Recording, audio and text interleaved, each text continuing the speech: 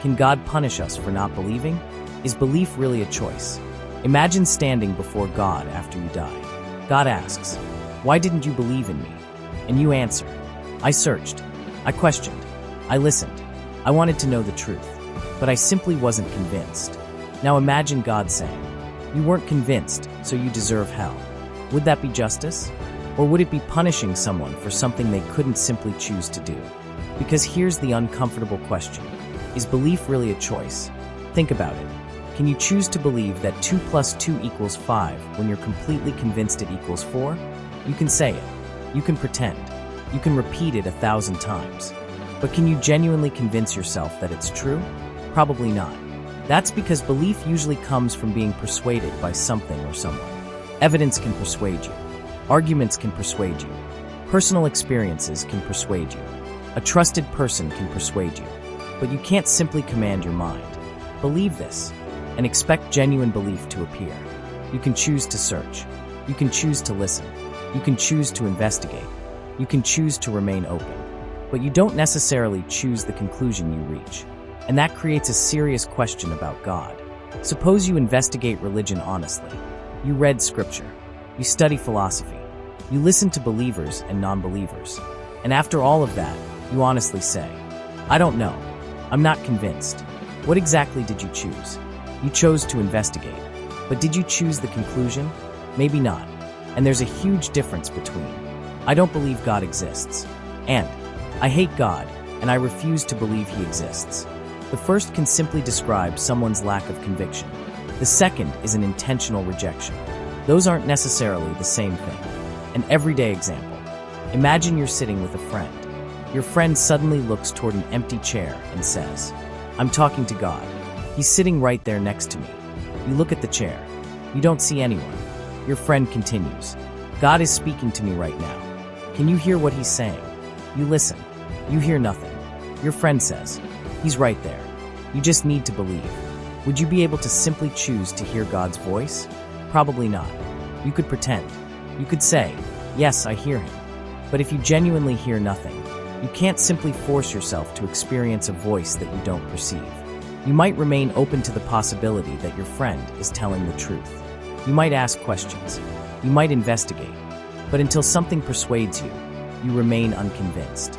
And would it be just to punish you simply because you couldn't hear what your friend claimed to hear? That would seem strange. Now take that example one step further. If God exists and is truly all-knowing, wouldn't God understand exactly what is happening inside your mind? Wouldn't God know whether you were honestly searching? Wouldn't God know whether you were pretending? Wouldn't God know whether you rejected Him out of hatred? And wouldn't God know whether you simply weren't persuaded? This is where the idea of hell becomes especially difficult. Is it just to punish someone eternally simply because they weren't convinced that God exists? If belief isn't something we can freely choose, then punishing a person merely for lacking belief seems morally problematic. What about faith? Someone might say, "That's why you need faith." Faith can mean trust, hope, and willingness to move forward despite uncertainty. But there's a difference between choosing to trust and choosing to believe something is true. You can choose to keep looking. You can choose to remain open. But you cannot always choose genuine conviction. And fear doesn't necessarily solve the problem. Suppose someone says, "Believe in God or you'll go to hell." Fear might make you attend church. Fear might make you pray. Fear might make you say, "I believe." But does fear create genuine belief? Probably not. It can produce obedience. But obedience isn't the same as belief. What are we responsible for? Maybe we're not responsible for every belief that appears in our minds. Maybe we're responsible for what we do with those beliefs. We can choose whether to investigate. We can choose whether to be honest. We can choose whether to help others.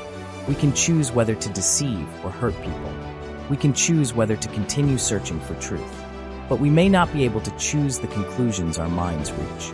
So perhaps the deeper moral question isn't, did you believe the right thing? Maybe it's, did you honestly search for the truth? If God exists, He would know exactly what persuaded you, what didn't, what you experienced, and why you reached your conclusion. So perhaps the most interesting question isn't, why don't you believe? It's, what would convince you? And if nothing has convinced you yet, is that really a moral failure? Or is it simply the honest state of your mind? Final thought. Maybe belief isn't a switch. You can't simply turn it on because someone threatens you. You can't manufacture genuine conviction because you're afraid. You can search. You can question. You can listen. You can remain open. But ultimately, something has to persuade you. And if God is perfectly just, wouldn't he understand that? So here's the question I want to leave you with. If a person sincerely searched for God, remained open to the possibility, but honestly could not become convinced that God exists, would it really be just to condemn that person to eternal punishment simply for not being convinced? Maybe the answer is obvious. Maybe it isn't. But one thing is certain. Pretending to believe isn't the same as believing. And perhaps if God truly knows our hearts, he would know the difference between someone who rejected him and someone who simply wasn't convinced. What do you think?